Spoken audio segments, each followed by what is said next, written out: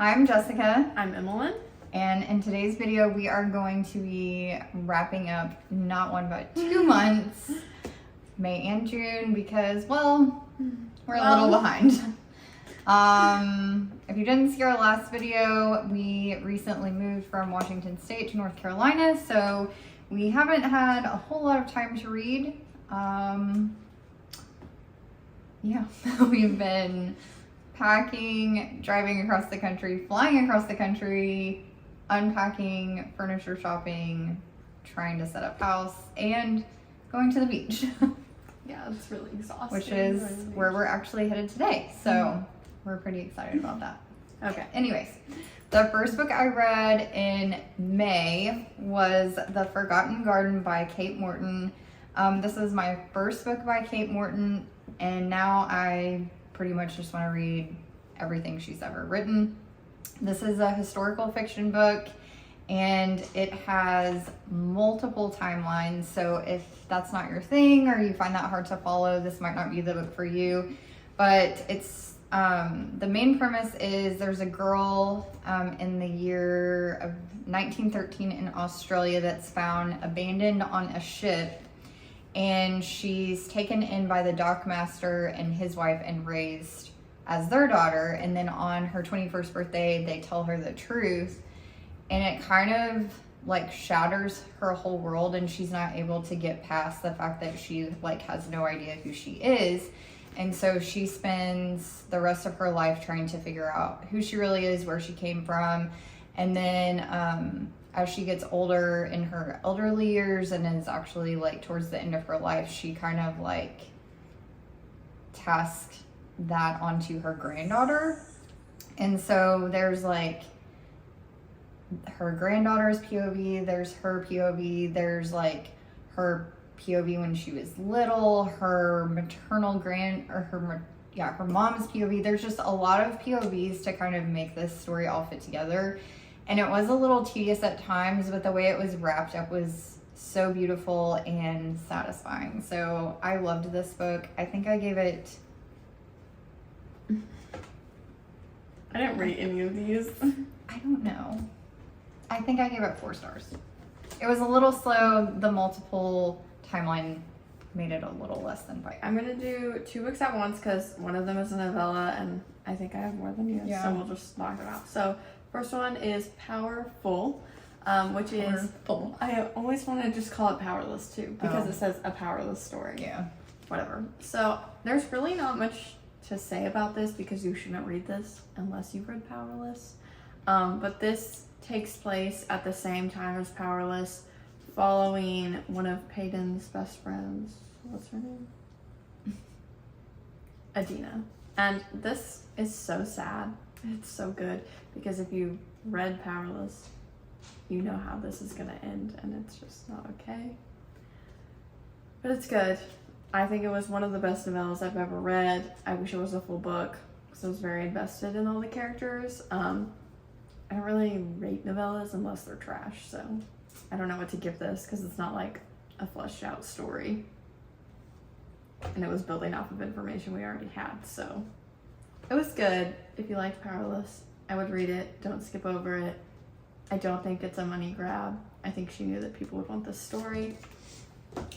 And then I read After I Do by Taylor Jenkins Reid. Everyone on this channel knows I've been in my Taylor Jenkins Reid era.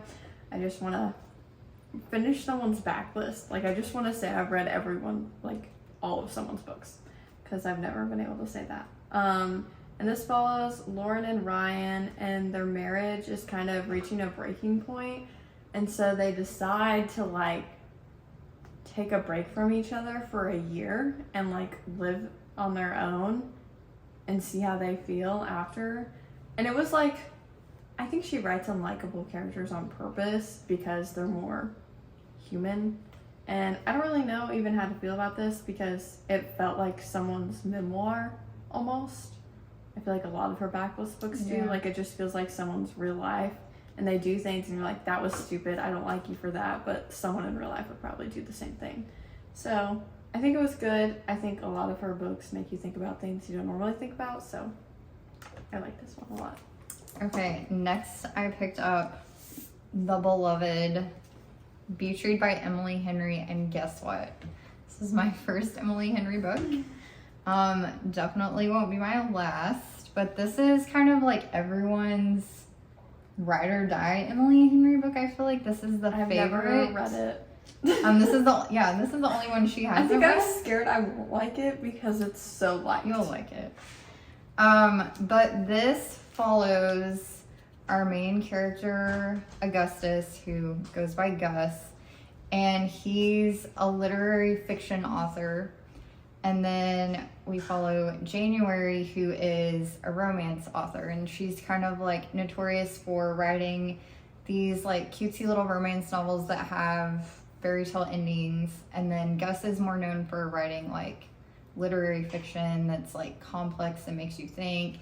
And so he kind of like they've met each other before, and he kind of like has this opinion of her that she's just kind of like a cliche romance writer, and she's like, oh, he's broody and like tries to be mysterious. And then she ends up going to her father's lake house because her father has just passed away, and so she's like trying to take care of this house and get it ready for sale. And lo and behold, next door is Gus. And so they have like some funny comical exchanges like throughout the town when they see each other and stuff, but then they end up like striking up this deal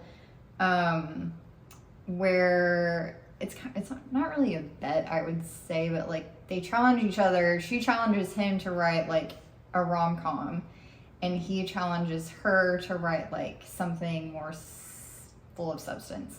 And so like in order for them to be able to do these tasks, she's like, I'm gonna take you on field trips to give you like inspiration for your rom-com, and he's gonna take her on field trips to like make her write this literary fiction piece of work.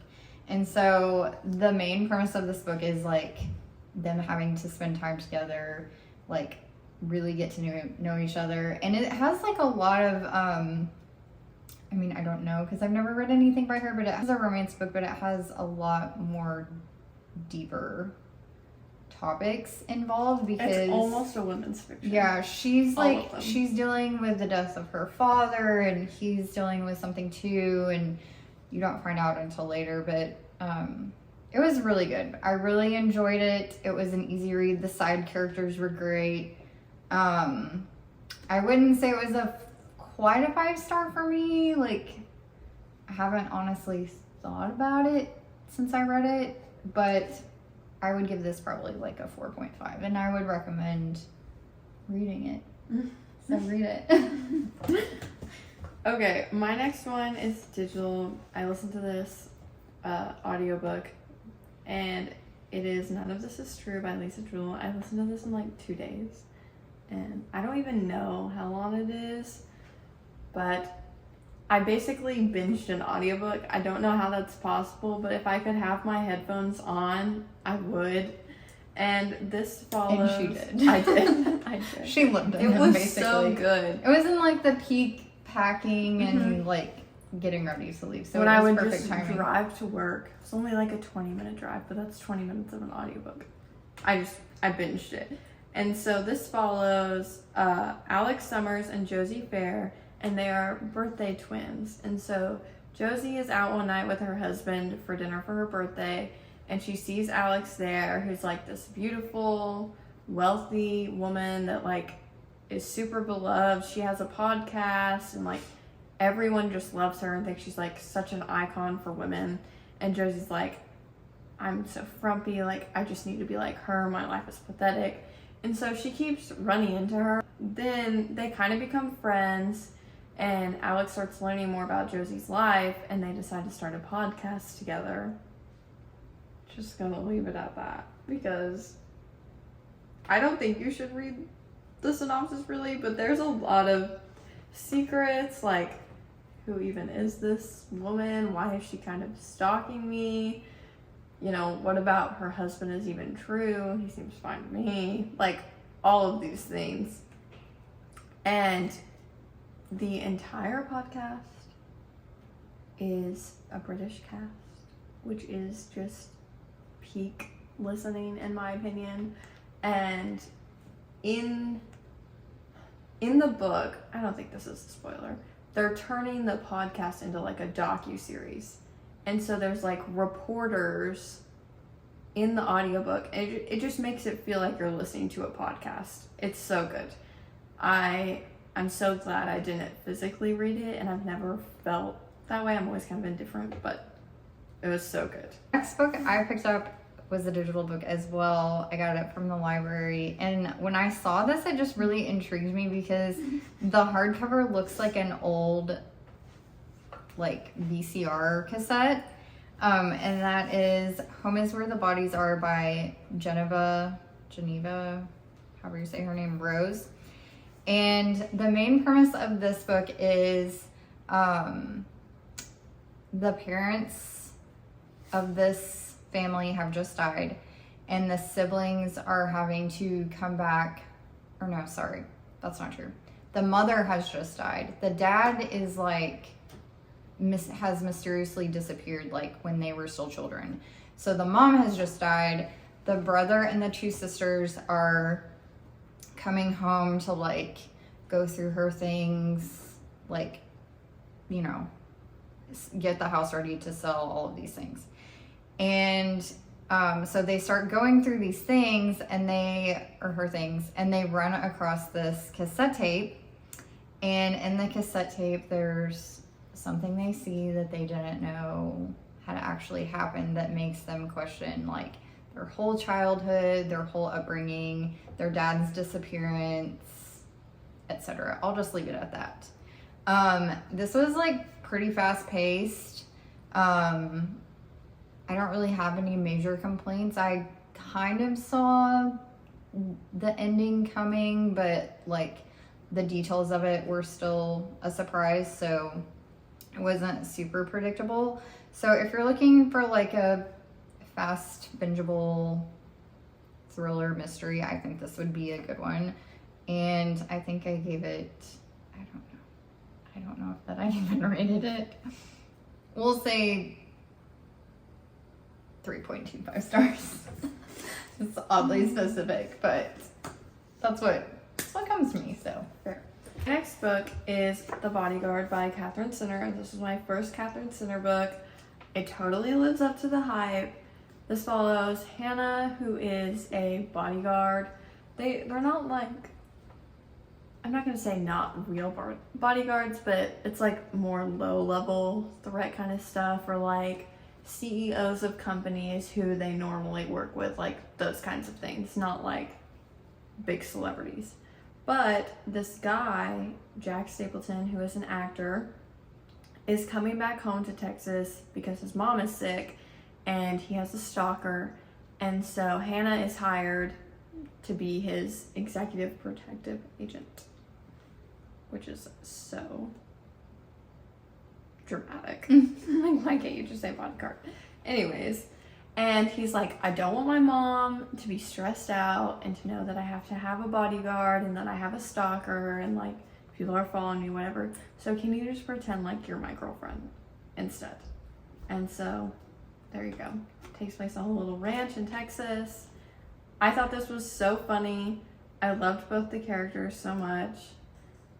It was just great. I always get worried with hyped up rom-coms, but this one was really good.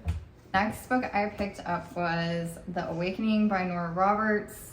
This cover is cringy. That's why I'm not keeping it. But I've never read anything by Nora Roberts, and this one has like a fantasy element, so I thought this might be a good one to try out of hers.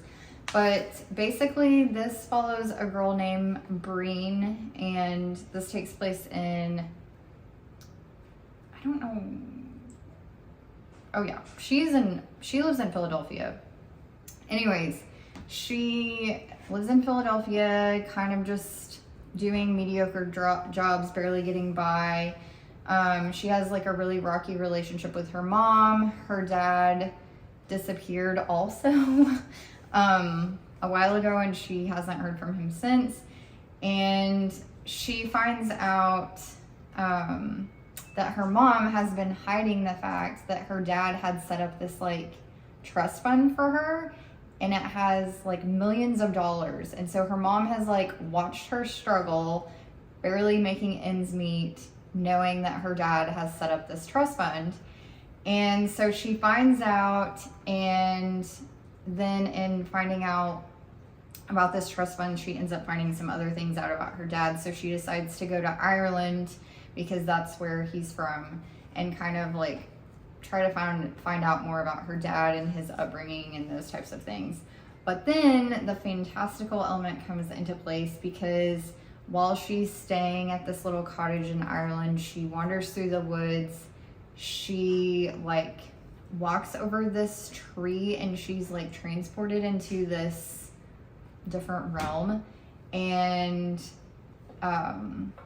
it's actually in Galway that she is transported, or she goes from Galway to this realm. And then she finds out a lot more about her dad and like secrets of his past and her family, or his family, and how that's all interconnected.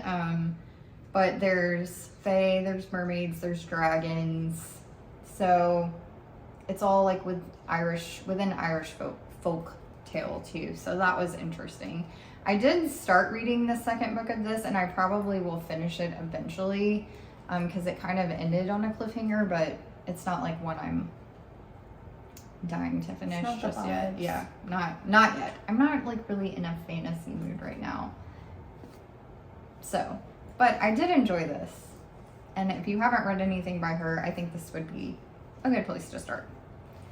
Okay, my next one is Little White Lies by Jennifer Lynn Barnes. This is another author. I'm trying to read all her books. I only have 2 left until the 2 more Inheritance Gainers books come out. I would rather her be continuing the Naturals, but that's a discussion for another day. This follows Sawyer Taft, who is an 18-year-old mechanic, and I'm just going to read this snippet off the back because it says it better than I could.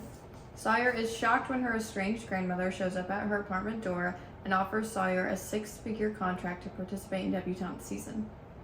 Because immersing herself in her grandmother's society might mean solving the biggest mystery of her life, her father's identity, she signs on the dotted line and braces herself for a year of makeovers, big dresses, bigger egos, and a whole lot of bless your heart.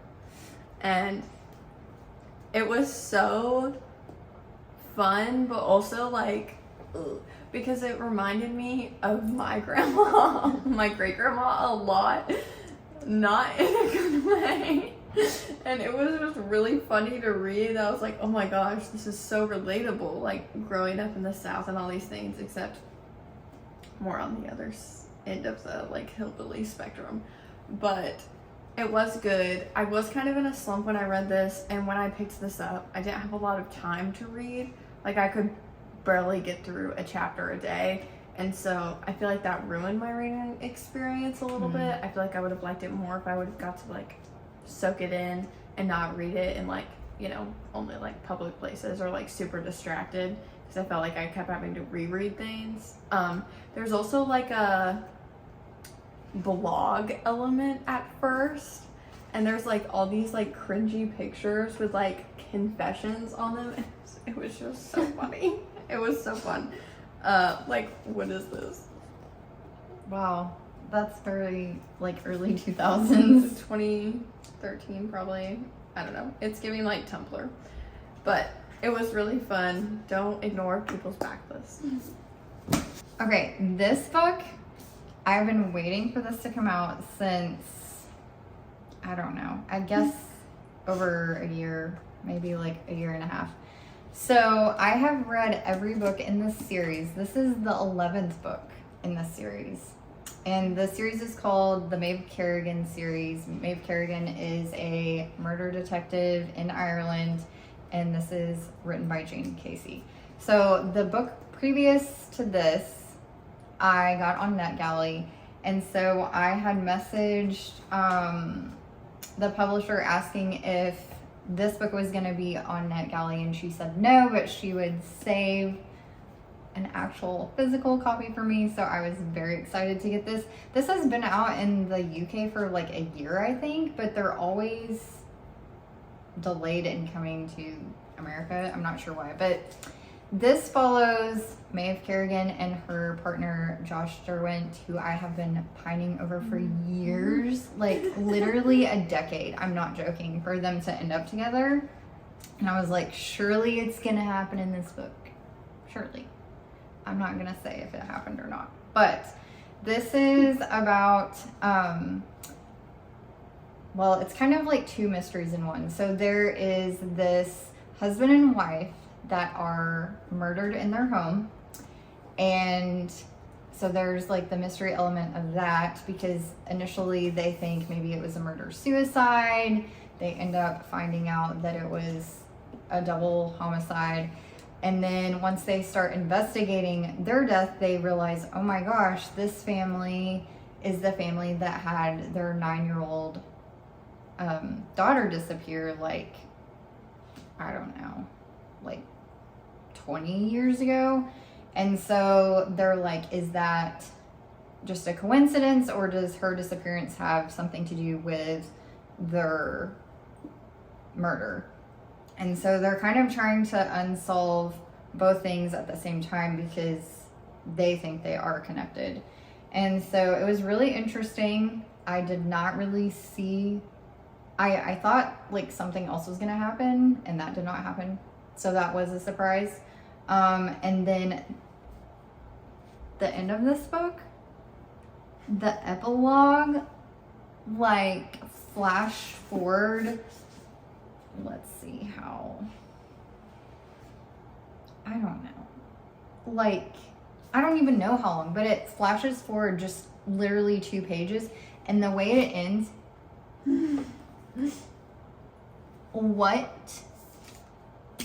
what, that's all I have to say.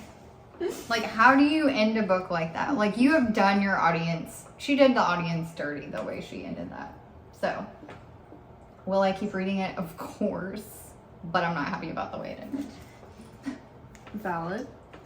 Okay, my next book is The Rest of the Story by Sarah Dessen, and this was my first Sarah Dessen book. One of my friends got this for me for my birthday, and I was like, oh, did you like it? And she was like, I've never read it, I just thought the cover was cute, so I bought it for you. And I was like, well, this could either be really good or really bad. Then Mom said she had read it, and I don't know how I didn't know that. I loved this book. This was the first book I read like once we got here, and I was like, okay, I'm not in a slump. I just didn't have time to read, because I flew through this. And I mean, it's a decent size for a YA book, over 400 pages. And this follows Emma Saylor, and she doesn't remember a lot about her mom. She died when Emma was 12, and she hasn't been around her mom's family since she was like 5 or so. And then this like family situation comes up, and she has to go stay with her mom's family, and she just spends the summer there, and it's at a lake. 10 out of 10 vibes, 10 out of 10 friend group vibes. It was kind of giving Outer Banks a little bit. So I googled books that were set in North Carolina, and that was one that pulled up, but I don't know if that's true. I don't know either, because I don't remember it saying anything about that. I always pictured like Lake Michigan kind of area. I don't know why. I feel like just like the evergreen trees and that kind of stuff. That's what I pictured. I don't know. But this is like, there's like North Lake, which is like the lower class people. And then there's Lake North, which is the resort and the kooks. And so there's just like family tension between like, if the kids were allowed to hang out with the richer kids, like, oh, they're bad news. It was really funny. And it was a YA book, but there was a lot of depth to it, because she's like finding more out about her mom and her mom's past and growing up here and those kinds of things. And it was just really fun. I loved all the family members. I thought they were really funny, especially the grandma. And it was just really good. You know what it kind of reminded me of too? Cheaper by the Dozen too. Yeah. Like the Cheaper by the rival. Dozen. Yeah, the family was like the lower class, but they had more fun, and then the resort family with their jet skis and whatever. They're more kind of reminded me of that. Yeah. Okay. I have one left, so It's do you okay. want to? It's okay. Oh, I have a bookmark in here. Okay. This book I picked up just kind of on a whim, and that is My Magnolia Summer by Victoria Benton Brink. Now, I thought of this author before, but I was wrong.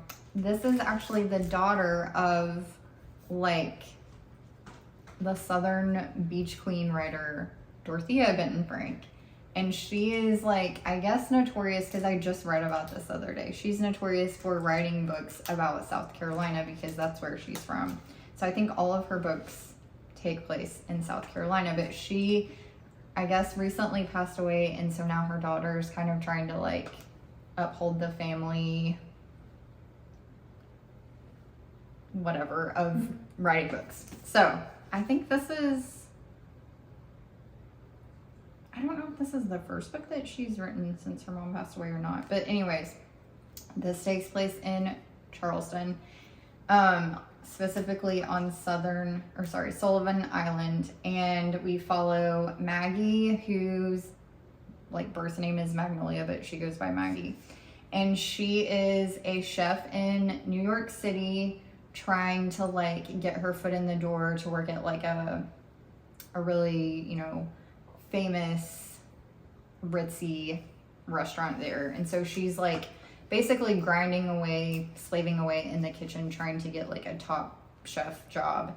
And then she gets a phone call from her sister Violet that her grandmother Gran has been in a car accident, and Gran is, like, the matriarch of the family. She more or less raised Maggie and her sister because her mom has, like, a long-standing alcohol drug problem. And so Maggie goes home to the island, and they have a family restaurant called the Magic Lantern. And so, like, I think Maggie's grandmother had always dreamed that Maggie would be the one to run her restaurant, the Magic Lantern, but Maggie always wanted to be, like, a big city chef in New York City. So this has, like, forced her to come back. And when she comes back, she finds out, like, things that are going wrong with her mom again. The restaurant is, like, in dire financial situation. It's just, like, not what Maggie remembers it being from her childhood. And so she's, like, trying to fix all of these things while leaving her New York City job. And so she's kind of, like, made to decide, does she want to continue her life in New York City, or does she want to come back and, like, be a South Carolina girly again? So there's a lot of family drama. That was interesting. There's some tension between her and her sister, and that was interesting too. And this was just, like, an easy summer read. So, but there was still substance to it. It wasn't just, like, mindless reading, but I did enjoy it. I would read something by her again, and now I kind of want to go back and, like, read her mom's writings, because I saw that, like, Elin Hildebrand and, like, a lot of other women's lit authors kind of, like, made this compilation of stories, and they dedicated it to her mom, like, summary stories. So I would like to read that too, just to see. But she seems to be, like, a staple in the Beach Reads community, and I didn't even know. So I learned something new while just picking up some random book. Okay, my next book is The Lifeguards. And I saw Haley Pham read this, I don't know, a year ago or so. And I just wanted, like, a summer literary fiction book with, like, a mystery or thriller aspect or something. And so I picked this up from the library, and this follows Whitney, Annette, and Liza. And they're, like, best friends. Their kids are all, like, around the same age. They live in what I pictured as, like, a South Carolina or, like, Savannah, Georgia area. Like, super nice, high class living, like, super safe. And one day their sons are coming back from, like, the local swimming hole, and they're like, guys, like, we didn't do anything, but like, we were swimming and we found like this body. And so it just is kind of a story of like how people are using like their money and wealth to like keep secrets and those kinds of things. I didn't really like it. I thought it was gonna be, it did focus on the mystery, but it was more about like, oh, you have money, your life is so easy, and like just those kinds of things. Everyone was unlikable. I didn't care what was gonna happen really, and it just, I don't know. I felt like it would have been better if the moms were all like super egotistical and like were like, oh, I am better than you, but instead it was like, oh, we're just learning about like all their inner problems. Like, I don't know. It wasn't believable. The only funny thing was there's like this group chat that we see like messages from of like a bunch of the moms in the local community like talking about it. And I mean, the names, their usernames are so funny. One's like Mary K Mom, and she like keeps getting in trouble by the admin because she keeps trying to invite people over for like her Mary Kay party in the group chat, and the admin will be like, no more soliciting, and she's like, sorry, this is my address if you want to stop by, or like hit my website and we can have a neighborhood watch party, and I have some Mary Kay, we can also have two. It's just really funny, that aspect, but I don't know, it's hard to explain why I didn't like this, but I was just like ready for it to be over with. It didn't feel like a pressing mystery. Just felt like, oh, it's inconvenient. Like there was no thrilling aspect to it. I don't know. It's giving like murders vibes. Yeah, I just felt like it had a lot of potential to be like super kind of more creepy and like sinister. And it was just like, what is happening? Like there was so many plot holes, so many things I want to know that I'm like, why did we even talk about this if we weren't gonna cover it later? Anyways, then I read Same Time Next Summer by Annabelle Monaghan or Monaghan. Monaghan, yeah. Some people say the G silent. I don't know. And this follows Sam, and she is coming back home to her family's like beach vacation house. I can't remember what state it's in. Oh, Long Island, yeah. And she lives in New York. She just got engaged. And her parents are like, oh, you need to have the wedding like in this town that you grew up in. And she's like, Jack like has no connection to this place. Like, why would we have our wedding here? But he's like, it's fine. We'll just amuse them and we'll go. And then of course, like her high school boyfriend is back in town taking care of his vacation house because they were neighbors growing up. And I liked this book a lot. All of her books have way more substance than just rom-com vibes. I do think I like Nora Goes Off Script more than this. I can't really explain why. I feel like this book was good, but the trope of like having a big time fiance and then like this little beach guy that you're still pining over is just like a Hallmark trope. Yeah. So I do think she was able to make it unique, but I didn't have as much interest in that synopsis as her other books. But overall it was good.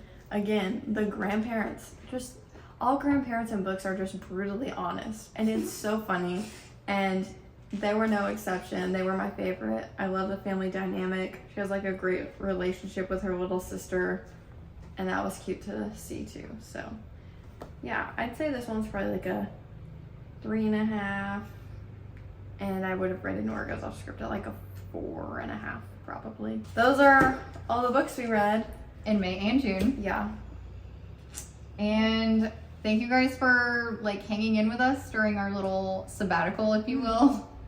Hopefully we'll be back to more regular schedule now that we're somewhat settled.